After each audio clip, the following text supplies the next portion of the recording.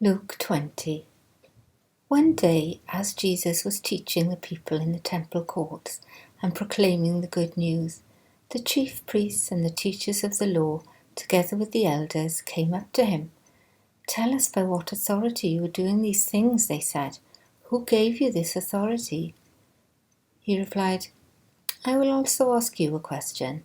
Tell me, John's baptism, was it from heaven or of human origin?" They discussed it among themselves and said, "If we say from heaven, he will ask, 'Why didn't you believe him?' But if we say of human origin, all the people will stone us because they are persuaded that John was a prophet." So they answered, "We don't know where it was from." Jesus said, "Neither will I tell you by what authority I am doing these things." He went on to tell the people this parable.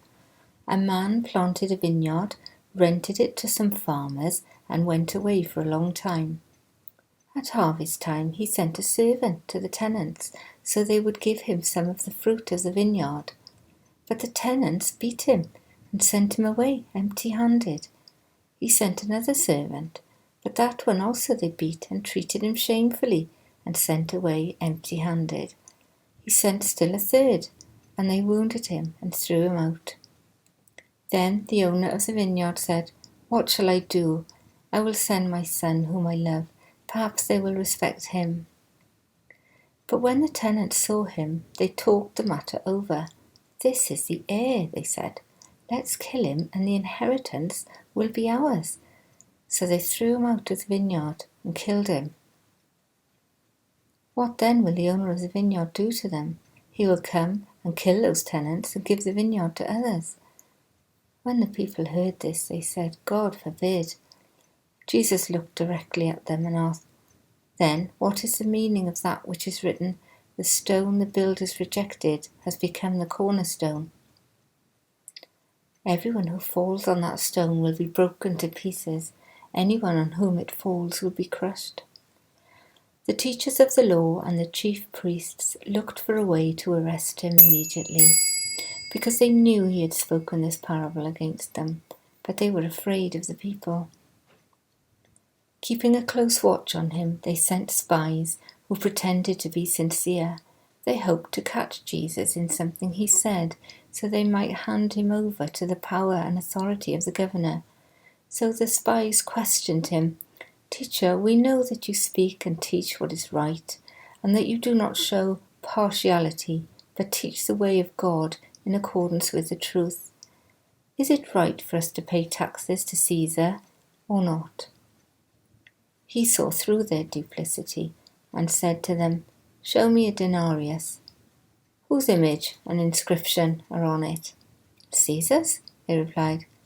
He said to them, "Then give back to Caesar what is Caesar's, and to God what is God's." They were unable to trap him in what he had said there in public, and astonished by his answer, they became silent. Some of the Sadducees, who say there is no resurrection, came to Jesus with a question.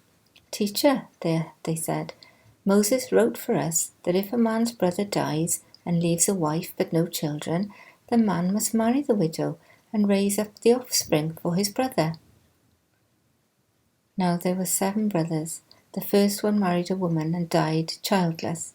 The second, and then the third, married her, and in the same way the 7 died, leaving no children. Finally the woman died too. Now then, at the resurrection, whose wife will she be, since the 7 were married to her?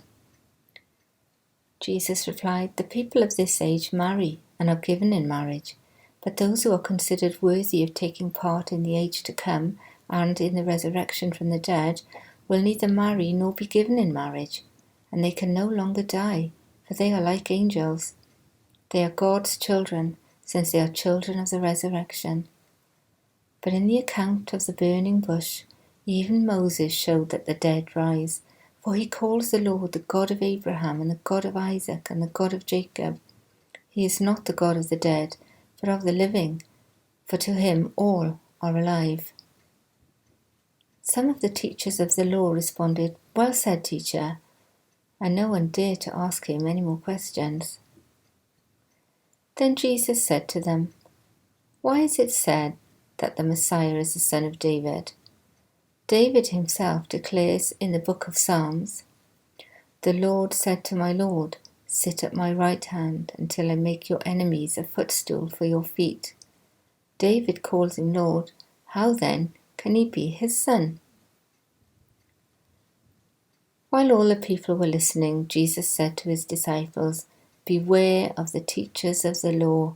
They like to walk around in flowing robes and love to be greeted with respect in the marketplaces and have the most important seats in the synagogues and the places of honor at banquets.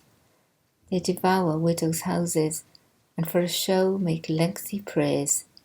These men will be punished most severely."